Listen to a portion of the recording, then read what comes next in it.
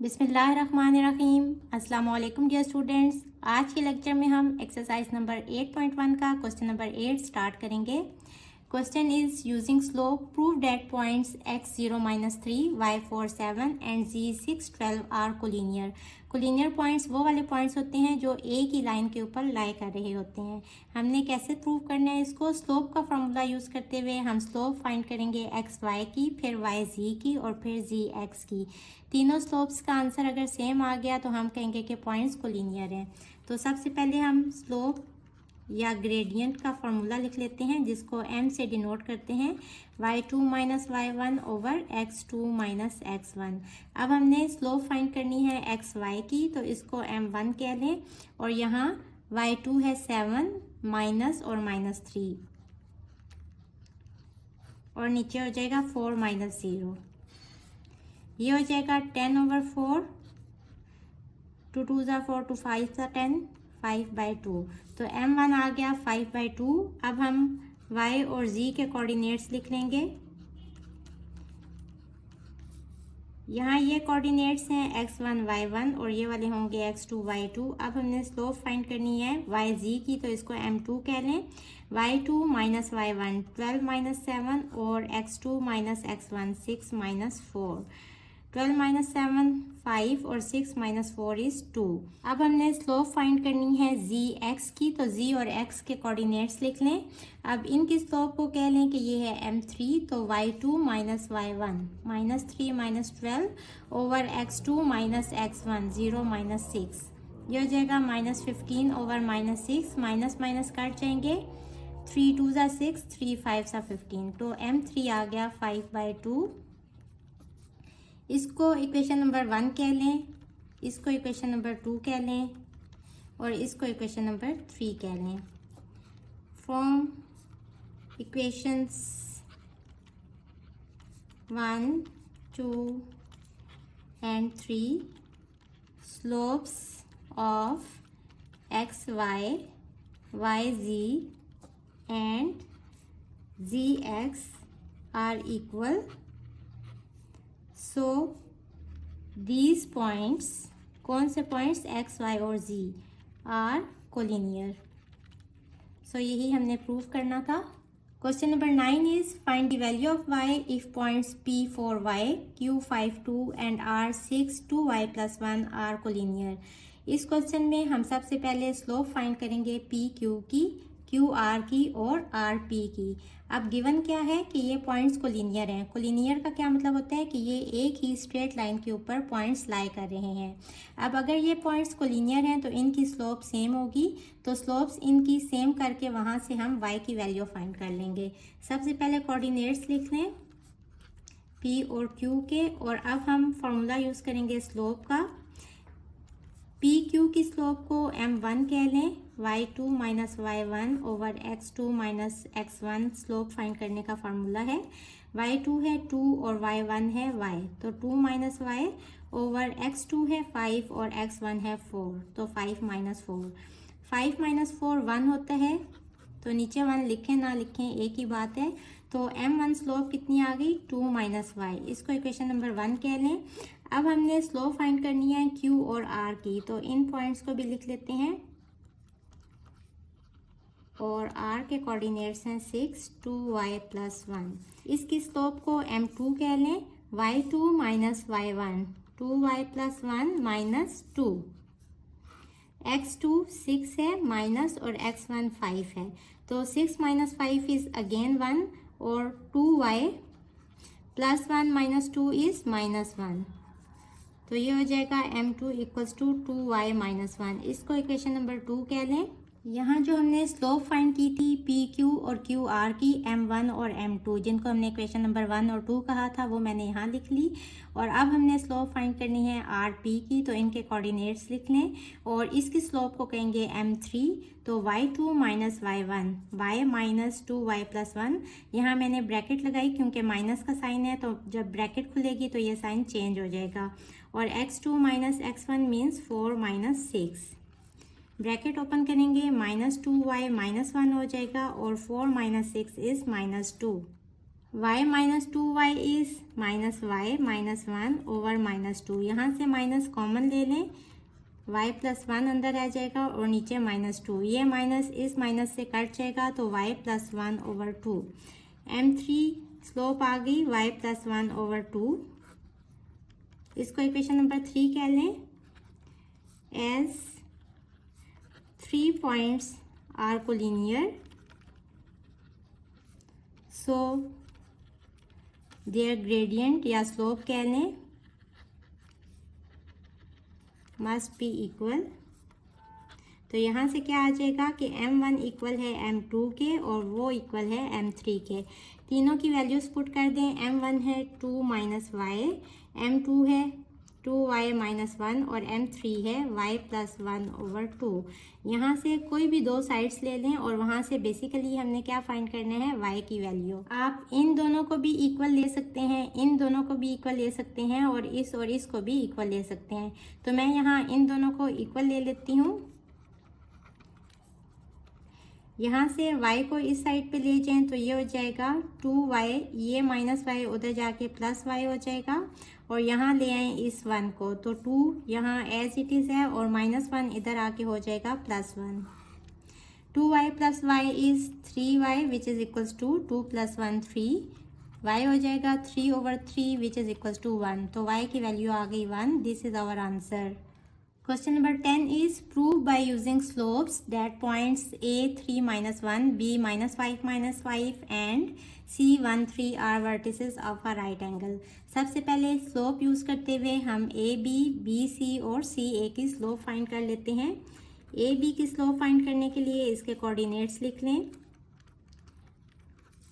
और इसकी स्लोप को m1 कह लें। तो y2 minus y1 minus 5 minus minus 1 over x2 है माइनस 5 माइनस x1 है 3 minus 5 minus minus plus 1 over minus 5 minus 3 is minus 8।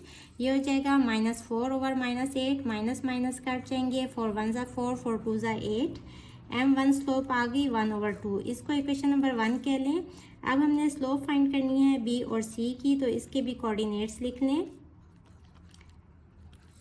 B C की स्लोप को m2 कह लें। y2 माइनस y1 है माइनस 5 और x2 है 1 माइनस x1 है माइनस 5। सॉल्व करेंगे 3 प्लस 5 ओवर 1 प्लस 5, 8 ओवर 6, 2 3 ज़ा 6, 2 4 ज़ा 8 तो 4/3। m2 स्लोप आ गई 4/3। अब m3 स्लोप फाइंड करेंगे। c और a के कोऑर्डिनेट्स लिख लें।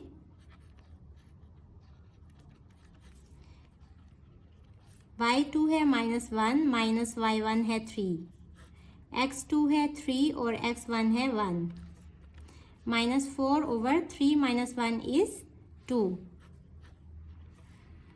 -2। तो m3 स्लोप आ गई -2। इस स्लोप का क्या आंसर आया 1/2 और ये m3 स्लोप है -2। अगर इन दोनों को मल्टीप्लाई करें स्लोप्स को तो इनका आंसर क्या आ जाएगा -1। इसका मतलब कि दो लाइंस जो हैं इस ट्रायंगल की वो परपेंडिकुलर हैं। m1 और m3 को मल्टीप्लाई करें। m1 है 1/2 और m3 है -2। 2 2 से कट जाएगा तो -1। दो स्लोप्स को मल्टीप्लाई करके आंसर आ गया -1। इससे क्या पता चलता है कि ए बी और सी ए लाइंस जो हैं ये एक दूसरे के परपेंडिकुलर हैं, यानी कि अगर ये इस तरह की ट्रायंगल है तो ए बी लाइन परपेंडिकुलर है ए सी लाइन के, तो ही इनके स्लोप्स को मल्टीप्लाई करने से आंसर आया -1। इससे क्या प्रूव हो गया? This shows that the given vertices क्या होते हैं? Points A B C are the vertices of a right angle triangle. So this is our answer. Question number 11 is using slope prove that a minus 2 1, b 6 3, c 10 5 and d 2 3 are the vertices of a parallelogram. जब भी parallelogram या rhombus या rectangle कुछ भी आपको given हो तो उसको सबसे पहले कोऑर्डिनेट प्लेन पे ड्रॉ कर लिया करें। अब देखें -2 और 1, तो ये वाला पॉइंट इस जगह पे आएगा, x है -2 और y है 1। b 6 3, b x है 6 और y है 3। c 10 5, x है 10 और y है 5।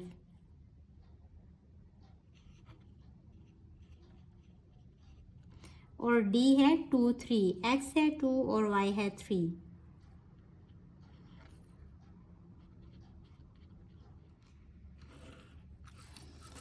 अब हमने क्या प्रूव करना है कि ये जो वर्टिसेस गिवन है ए बी सी डी, ये एक पैरेललोग्राम के वर्टिसेस हैं।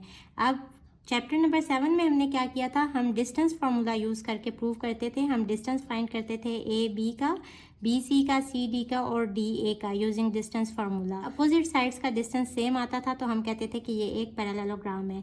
लेकिन यहाँ हमने स्लोप यूज़ करनी है, तो स्लोप का फार्मूला यूज़ करते हुए अपोजिट साइड्स की स्लोप सेम आएगी, तो हम कहेंगे कि ये जो वर्टिसेस हैं ये पैरेललोग्राम के वर्टिसेस हैं। तो सबसे पहले स्लोप फाइंड कर लें ए बी की। स्लोप का फार्मूला है y2 minus y1 over x2 minus x1। आप ये वाले कोऑर्डिनेट्स भी पहले ले सकते हैं, y1 minus y2 over x1 minus x2। Answer दोनों तरह से सेम आएगा, तो ये हो जाएगा 3 minus 1 over 6 minus 2। 3 minus 1 is 2 और 6 प्लस 2 इज़ 8। तो m1 स्लोप आ गई 1/4। अब बी सी की हम स्लोप फाइंड कर लेंगे। बी के कोऑर्डिनेट्स हैं 6 3 और सी के कोऑर्डिनेट्स हैं 10 5। इस स्लोप को m2 कह लें। y2 minus y1 5 minus 3 over x2 minus x1 10 minus 6। 5 minus 3 is 2 और 10 माइनस 6 इज़ 4। तो m2 स्लोप आ गई 1/2। सी और डी के कोऑर्डिनेट्स लिख लें। इस स्लोप को m3 कह लें। y2 minus y1 3 minus 5 over x2 minus x1 2 minus 10। 3 minus 5 is -2 और 2 minus 10 is -8। Minus minus cut हो जाएंगे, 2 1 ज़ा 2 2 4 ज़ा 8। डी ए की स्लोप फाइंड करनी है तो इनके कोऑर्डिनेट्स लिख लें और इस स्लोप को m4 कह लें। y2 minus y1 1 minus 3 x2 minus x1 -2 -2। तो 1 माइनस 3 इज़ -2 और -2 इज़ -4। माइनस माइनस कट हो जाएंगे, 2 1 ज़ा 2 2 2 ज़ा 4, ये आ जाएगा 1/2 आंसर। इसको इक्वेशन नंबर 4 कह लें और m1 m2 m3 के जो आंसर्स आए थे उनको इक्वेशंस नंबर 1 2 और 3 कह लें। From equations 1 and 3 m1 slope equal आ गई m3 स्लोप के, which is equals to 1/4। And from equations 2 and 4 m2 slope equal आ गई m4 स्लोप के, which is equals to 1/2। So opposite sides की स्लोप इक्वल आ गई।